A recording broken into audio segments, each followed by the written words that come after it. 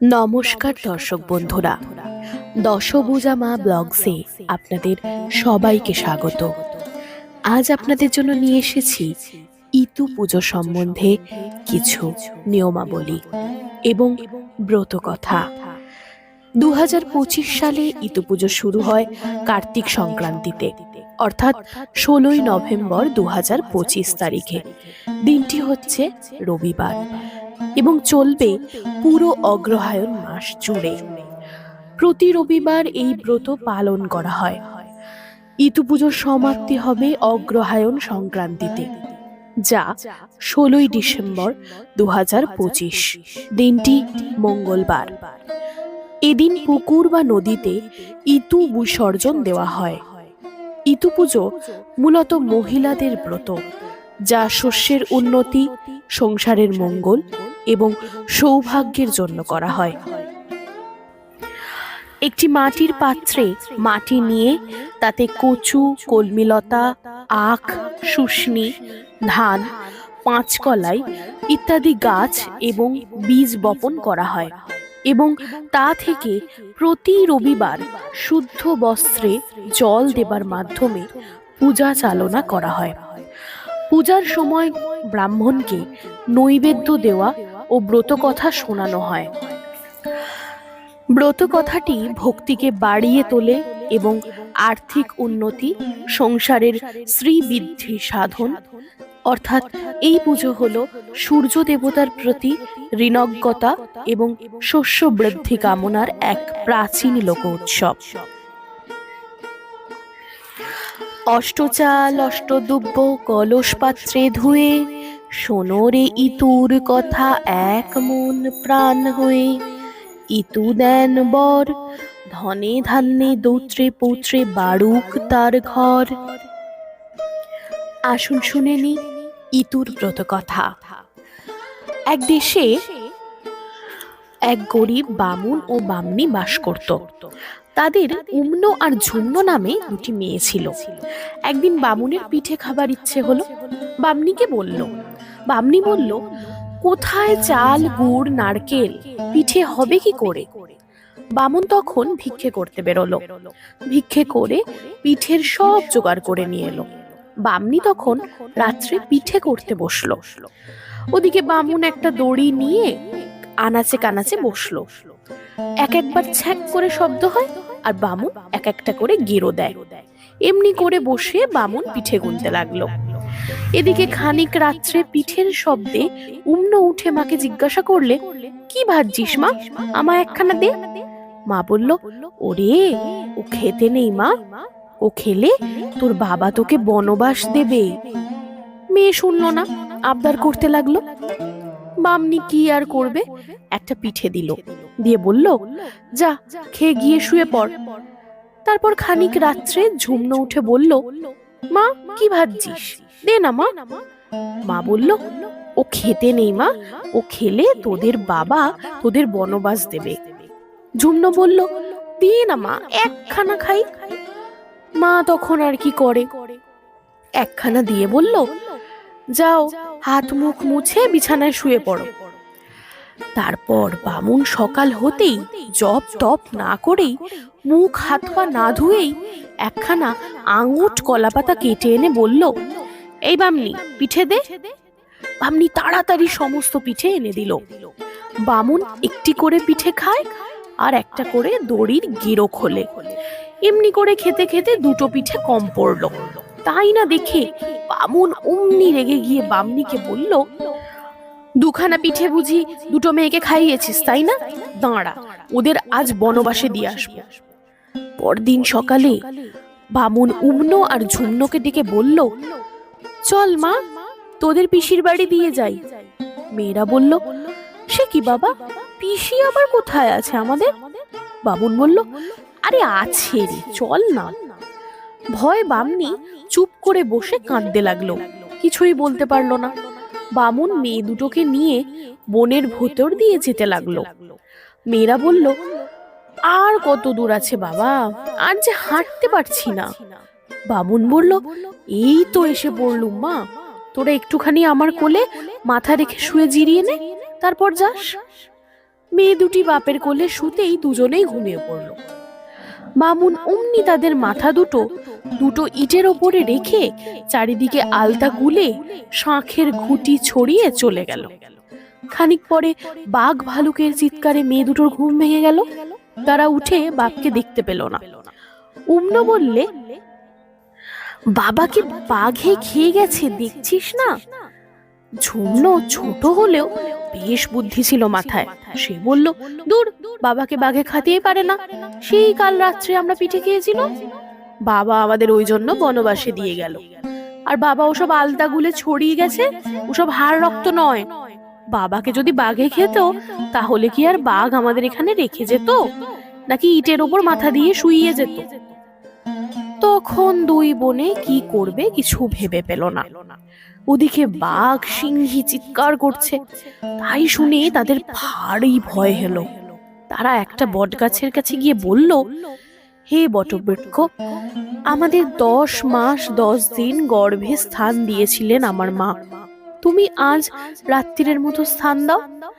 তখন চটচর করে বটগাছ দুটো ফাঁক হয়ে গেল। উম্ন ঝুমন তার ভেতর লুকিয়ে রইল। সমস্ত রাত্রি বাঘ সিংহ সেই বটগাছের গুঁড়ি আঁচড়ে কামড়ে কিছুই করতে পারল না। তারপর সকাল হলেই দুই বোনে গাছ থেকে বেরিয়ে এসে গাছকে নমস্কার করে বারবার যেতে লাগলো। খানিক দূরে গিয়ে তারা দেখলো দেবকন্যারা ইতু পুজো করছে। উম্ন ঝুমন সেখানে যাওয়া মাত্র তাদের ঘট উল্টে পড়লো। দেবকন্যারা বলল, কে রে পাপিষ্ট, এখানে এসেছিস? তখন উম্ন ঝুমন কাঁদতে কাঁদতে দেবকন্যাদের সামনে গিয়ে নিজেদের দুঃখের সব কথা বলল। বলতেই তারা বলল, যা, ওই পুকুরে স্নান করে আয়, তারপর আমাদের সঙ্গে ইতু পুজো দিবি। তারা দুই বোনে পুকুরে স্নান করতে গেল। পুকুরে যাওয়া মাত্র সমস্ত জল শুকিয়ে গেল। ধোপা ধোপানি গালাগালি দিতে লাগলো, মাছগুলো ডাঙায় পড়ে মরতে লাগলো। উম্ন ঝুমন কাঁদতে কাঁদতে ফিরে এলো, এসে দেবকন্যাদের সব বলল। তখন দেবকন্যারা একটা দুর্বার আংটি দিয়ে বলল, যা, এই আংটিটা গিয়ে পুকুরে দিয়ে দে, তাহলেই জল হবে। তখন তারা দুই বোনে ছুটে গিয়ে সেই আংটি পুকুরে দিল। আংটি পুকুরে দিতেই পুকুরে জল হয়ে গেল। তারপর সকলে মিলে ভাগাভাগি করে জিনিসপত্র দিয়ে তাদের দু বোনকে ইতু পুজো করালো। শেষকালে ইতুর কাছে বর চাইতে বলল। তখন তারা বলল, কি বর চাইব? দেবকন্যারা বলল, বল, আমাদের বাপের দুঃখ দূর হোক, ঘর বাড়ি হোক, হাতিশালে হাতি হোক, ঘোড়াশালে ঘোড়া হোক, অনেক ধন দৌলত হোক, রাজার মতো বর হোক। উম্ন গুম্ন সেই কথা বলে নমস্কার করলো। তারপর ইতুর প্রসাদ নিয়ে ঘট নিয়ে বাড়ির দিকে চলল। পথে যেতে তারা পুকুরে কলমি শাক দেখে তুলতে গেল। যেই শাকের খেতে নেমেছে অমনি একটা সোনার ঘাড়মুড়ো উম্নর পায়ে লেগে কোথায় চলে গেল। ঝুমন দেখে সেটা তাড়াতাড়ি কাপড়ের ভেতর লুকিয়ে নিল। মেয়েরা বাড়িতে গেলেই তাদের মা অমনি ছুটে এসে তাদের কোলে নিয়ে চুমু খেলো। তাদের বাপ এসে মেয়ে দুটোকে দেখতে পেয়ে বলল, আবার এরা এসেছে, গিয়েছিল তাই আমাদের ভালো হয়েছিল। উম্ন ঝুমন বললে, অত অহংকার করো না বাবা, আমরা ইতু পুজো করেছিলাম বলেই আমাদের এত সুখ হয়েছে। মামুন তাদের কাছে সোনার মাথাটা দেখে বলল, এটা কি রে, এখানে এনেছিস কেন? হাতে দড়ি দিবি? এই বলে মাথাটা বনে ফেলে দিলে, কিন্তু তখনই আবার মাথাটা ঘরে এসে পড়ল। বামুন দেখেই অবাক হয়ে গেল। তারপর থেকে বামনি ইতু পুজো আরম্ভ করলো। আর একটি চাঁদের মতো ছেলে হলো। কিছুদিন পরে সেই দেশের রাজা পাত্রকে সঙ্গে করে শিকারে বেরোলেন। পথে সকলের তেষ্টা পাওয়ায় সে গরিব বামুনের বাড়িতে এসে জল চাইল। জল চাইতেই ঝুমন ছোট একটি ইতুর ভাড়ে তার জল আনলো। রাজা তো দেখেই রেগে গেছে, কি আমাদের সঙ্গে ঠাট্টা করছেন? এতগুলো লোকের তেষ্টা পেয়েছে আর আপনি একটা ছোট ভাড়ে জল নিয়ে এসছেন। ঝুমন তখন বলল, ওই জলই আপনারা খেয়ে উঠতে পারবেন না। তখন রাজা সেই ভাঁড়ের জলটুকু খেয়ে ফেললো। তারপর দেখলো আবার ভাঁড় ভর্তি হয়ে গেছে। তখন পাত্র মিত্র সৈন্য সামন্ত হাতি ঘোড়া সবাই খেলো, তবুও শেষ করতে পারলো না। বামুন এই ব্যাপার দেখে আশ্চর্য হয়ে গেছে। রাজাও আশ্চর্য হয়ে বামুনকে জিজ্ঞাসা করলো, আপনার এই মেয়েটির কি বিয়ে হয়েছে? বামুন বলল, না মহারাজ, আমার দুটি মেয়ে কারোরই বিয়ে হয়নি, এই মেয়েটি ছোট। রাজা তখন বলল, এই মেয়ে দুটিকে আমাদের সঙ্গে বিয়ে দিন।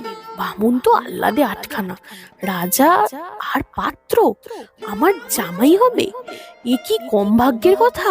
রাজাও আর শিকারে গেলেন না, রাজবাড়িতে খবর পাঠালেন আমরা বিয়ে করে বউ নিয়ে এসেছি।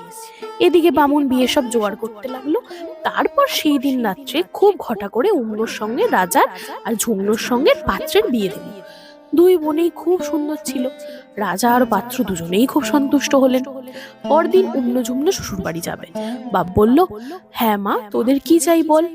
উমনো বলল, আমার জন্য মাগুর মাছ আনো, ছাঁচি বানানো, মাগুর মাছের ঝোল দিয়ে ভাতকে পান চিবোতে চিবোতে হাতি চড়ে যাও।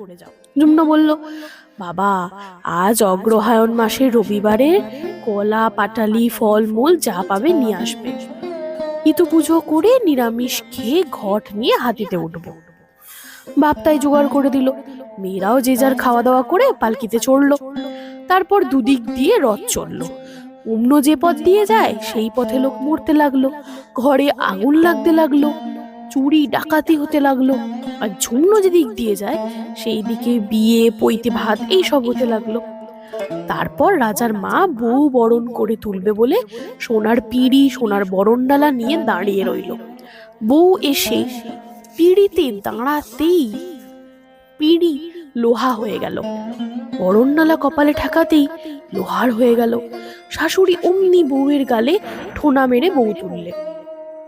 এদিকে পাত্রের মা বউ বরণ করার জন্য পিঁড়ে বরণডালা নিয়ে এলো। বউ এসে দাঁড়াতেই সব সোনার হয়ে গেল। অমনি শাশুড়ি বউকে চুমুকে ঘরে তুললো। তারপর রাজার আজ হাতি সালে হাতি মরতে লাগলো, কাল ঘোড়া সালে ঘোড়া মরতে লাগলো, রাজ্যের লোক মরতে লাগলো, দুর্ভিক্ষ হতে লাগলো। এরকম সব অমঙ্গল দেখে রাজ্যের সবাই বলতে লাগলো, কি ডাইনি বউ এসেছে বাবা, রাজ্য শুদ্ধ সব যাবে। এদিকে পাত্রের দিন দিন খুব উন্নতি হয়। রাজা এই সব দেখে পাত্রকে ডেকে জিজ্ঞাসা করলো, আচ্ছা, তুমিও বনমালা বিয়ে করেছো আর আমিও বনমালা বিয়ে করেছি, তবে দিন দিন উন্নতি আর আমার এরকম অমঙ্গল হচ্ছে কেন? পাত্র বলল, কই, আমি তো কিছু বুঝতে পারছি না। তখন রাজা রেগে পাত্রকে বললেন, আমি অমন বউ চাই, কালকেই ওর রক্ত আমাকে দেখাবে। উমনোকে কাটবার হুকুম হয়ে গেল।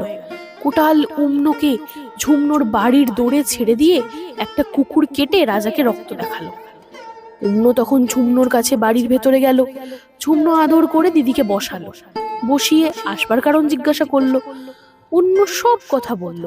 ঝুমনো শুনে বলল, দিদি, ইতুর কোপে তোমার এমন দশা হয়েছে। তারপর উমনোকে নিজের কাছে লুকিয়ে রাখলো। ঝুমনোর স্বামীও তা জানতে পারলো না। এখানে উমনোর বাপ ছেলের বিয়ে দেবার জন্য বাজনা বাদ্যি করে বর নিয়ে যাচ্ছে। এমন সময় ছেলে বলল, বাবা, আমি জাঁতি ফেলে এসেছি। বাপ অমনি তাড়াতাড়ি করে বাড়ি গিয়ে বামনি দৌড় দিয়ে বসে ইতুর কথা শুনছে। বামুন রেগে গিয়ে দৌড় ভেঙে ঘরের ভিতর ঢুকে লাথি মেরে ঘট ফেলে দিয়ে জাতি নিয়ে চলে গেল। বামনি চুপ করে বসে রইল। বামুন তাড়াতাড়ি এসে দেখলো লোকজন বাজনা কিছুই নেই, খালি ছেলেটা দাঁড়িয়ে দাঁড়িয়ে কাঁদছে। বামুন তখন পাগলের মতো হয়ে গিয়ে ছেলেকে বাড়িতে নিয়ে আসলো। এসে দেখলো রাজবাড়িও নেই, সেই ধন দৌলতও নেই, তার বদলে আগেকার কুঁড়ে ঘর আছে। বামুনকে দেখতে পেয়ে বামনি কেঁদে বলল, কেমন এখন কেন হয়েছে এই সব জানো তুমি? ইতুর দেওয়া ধন দৌলত সব তিনি কেড়ে নিয়েছেন। বামুন বলল, যা হবার তো হয়েছে, তুমি আবার ইতুর পুজো আরম্ভ করো। বামনি বলল, আবার 1 বছর বসে থাকি, পর পর যখন অগ্রহায়ণ মাস আসবে তখন আবার হবে। তা যাক, তুমি একবার ঝুমনোর বাড়ি যাও, যদি কিছু পাও। বামুন তখন বামনির কথা মতো একখানা ছেঁড়া কাপড় পরে ঝুমনোর বাড়ি গেল। সেখানে গিয়ে দেখলো দাসীর সোনার ঘড়ায় জল তুলছে। তাই দেখে বামুন জিজ্ঞাসা করলো, হ্যাঁ মা, তোরা কার জল তুলছিস? ঝুমনো রানীর জল তুলছি, উত্তর দিল দাসী। তখন ঝুমনো বলল, দেখো বাছা, তোমরা একবার গিয়ে বলবে যে তোমার বাবা এসছে। আর আচ্ছা বলে তারা চলে গেল। আবার যখন এলো, বামুন জিজ্ঞাসা করলো, হ্যাঁ বাছা? তারা বললে, ওই যে ভুলে গেছি, এবার বলবো। তারপর দাসীরা ফিরে এসে বামুনকে জিজ্ঞাসা করলো, কি গো বলেছিলে? তারা বলল, না, ভুলে গেছি। বামুন তখন একটা দুর্বার আংটি বার করে কলসির জলের ভেতরে দিয়ে বলল, দেখো বাছা, এর ভেতর একটা দুর্বার আংটি আছে, ফেলে দিল। দাসীরা জল নিয়ে গিয়ে ঝুমনোর মাথায় জল ঢালতে ঢালতে সেই আংটিটা তার গায়ে পড়লো। পড়তেই ঝুমনো জিজ্ঞাসা করলো, এটা কি রে, কে দিল? তখন দাসীরা বলল, ওগো, তোমার বাপ এসেছে। ঝুমনো তখন বাপকে ভেতরে নিয়ে এলো। তারপর বাপকে বেশ ভালো করে নাইয়ে খাইয়ে অনেক টাকা করে জিনিসপত্র দিয়ে বিদায় করলেন। পথের মধ্যে ডাকাতে সব ডাকাতি করে নিল। ঝুমনো তাই শুনে বাপের ভাগ্য ভেবে হাসলো। ওদিকে বামনি বামুনকে খালি হাতে বাড়ি ফিরতে দেখে বলল, কি হলো, কিছু দিল না ওরা কপালীরা? বামুন বলল, গালাগালি দিসনি, ঝুমনো অনেক দিয়েছিল, পথের মাঝখানে চুরি করে নিয়েছে। তারপর বামনিকে বলল, যা, একবার তুই যা, যদি কিছু নিয়ে আসতে পারিস। বামনি তখন মায়ের কাছে গেল। সেখানে গিয়ে দাসীদের দিয়ে বলে পাঠালে, ঝুমনোকে বলো তার মা এসেছে। ঝুমনো খবর পেয়ে মাকে নিয়ে এলো। মাকে এখন বেশ করে নাইয়ে খাইয়ে ভালোভাবে বলল, তুমি এখন এখানে থাকো, একবার ঋতু পুজো করে বাড়ি যাবে। তারপর অগ্রহায়ণ মাস এলো। মাকে আর দিদিকে বলল, এই রবিবারে ইতুর পুজো করতে হবে, কিছু খেও না যেন। রবিবার যদি ঝুমনো স্নান করে এসে মাকে আর দিদিকে পুজো করবার জন্য ডাকলো। তারা দুজনেই বলল, ওই যা, তোর ছেলে মেয়েদের পাতে অনেক মাছ ভাজা পড়েছিল, নষ্ট হবে দেখে তাই আমরা খেয়ে ফেলেছি। ঝুমনো মাথায় হাত দিয়ে বলল, লোকে একেই বলে অদৃষ্ট, একেই বলে দশা। এমনি করে 4টে রবিবার একটা না একটা ভুল করে কেটে গেল। শেষকালে সংক্রান্তির আগের দিন ঝুমনো মা বোনকে আঁচলে বেঁধে রাখলো। তারপর স্নান করিয়ে ইতু পুজো করিয়ে মা বোনকে বর চাইতে বলল। মামনি বলল, আমার যেমন সুখ ধন দৌলত ছিল আবার সেই রকম হোক, এই বলে নমস্কার করলো। উমনো বলল, আমার যেমন সংসার ছিল তেমনই হোক, অস্মরণ রাজার স্মরণ হোক। ওদিকে অমনি রাজার আর বামুনের সৌভাগ্য ফিরল, আবার যেমন ছিল তেমনই হলো। বামুন তখন রেগে গিয়ে ঝুমনোর বাড়ি এলো। এসে বামনিকে বলল, ওরে, তোর জামাইয়ের ভাত খেতে লজ্জা করে না? আমার ধন দৌলত কে খায় তার ঠিক নেই, চল বাড়ি চল। ঝুমনো তখন বলল, বাবা, ওই অহংকারেই সব গিয়েছিল, মা আবার পুজো করলো তাই সব ফিরে পেলো। তারপর ঝুমনো বাপ মাকে নানা রকম জিনিসপত্র দিয়ে বাড়ি পাঠিয়ে দিল। এদিকে রাজার আবার সুসময় এসছে। উমনোর কথা মনে পড়েছে। রাজা অমনি পাত্রকে ডেকে বললেন, আমার রানীকে এনে দেবে, নইলে সকলের মাথা নেব। পাত্র তো ভেবেই অস্থির। রাত্রে বাড়িতে এসে ঝুমনোকে বলল, রাজা মশাইয়ের হুকুম, রানীকে জমালয় থেকে ফিরিয়ে আনতে হবে, দরকার হলে আবার রাগ হলেই মেরে ফেলতে হবে। ঝুমনো বলল, তার জন্য আর ভাবনা কি, তুমি রাজাকে গিয়ে বলো আমার বাড়ির দৌড় থেকে রাজার বাড়ির দৌড় পর্যন্ত কলা গাছ পুঁতে কড়ির জঙ্গল দিয়ে তাঁবু ফেলে দিতে, তবে রানীকে পাবে। পাত্র তো শুনে আশ্চর্য, কেননা সে তখনও পর্যন্ত জানতো যে অন্য বেঁচে ঝুমনোর কাছেই আছে। পাত্র রাজাকে গিয়ে খবর দিল। রাজা তো শুনে খুব সন্তুষ্ট হলেন আর ঝুমনোর কথা মতো সব করলেন।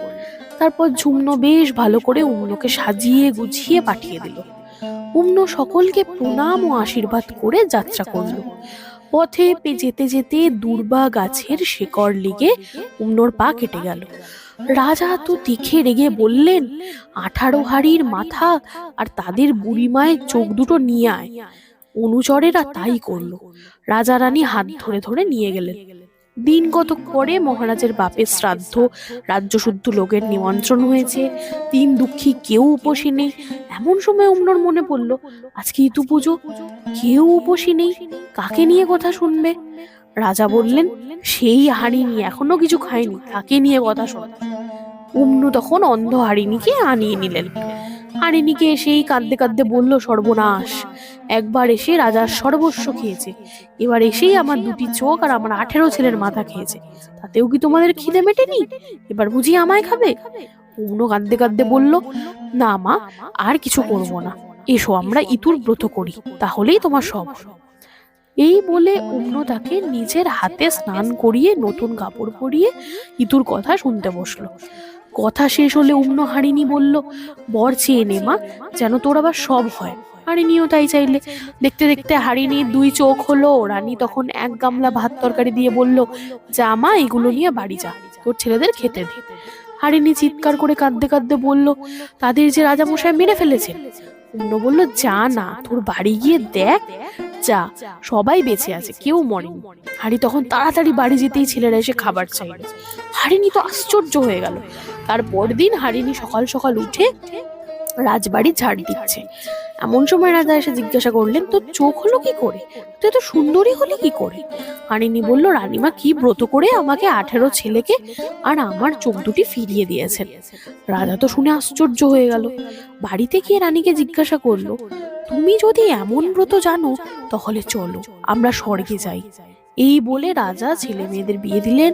রানী সকলকে ব্রতের কথা শিখিয়ে দিলেন। তারপর উম্ন ঝুম্ন, বামুন বামনি, রাজা, পাত্র, হারিনি সবাই মিলে ইতুর পুজো করলেন। তখন ইতু লক্ষ্মী দেখা দিয়ে বললেন, তোমরা কি চাও? সবাই বললে, আর আমরা মরতে থাকবো না, এইবার স্বর্গে যাব, আমাদের সব সুখ মিটেছে। তখন পুষ্পরথ এসে সবাইকে স্বর্গে নিয়ে গেল। ক্রমে সমস্ত দেশে ইতুর কথা প্রচার হলো। অষ্টচাল অষ্টদুব্য কলস পাত্র ধুয়ে, শোনো রে ইতুর কথা এক মন প্রাণ হয়ে। ইতু দেন বর, ধনে ধান্যে দৌত্রে পুত্রে বাড়ুক তার ঘর।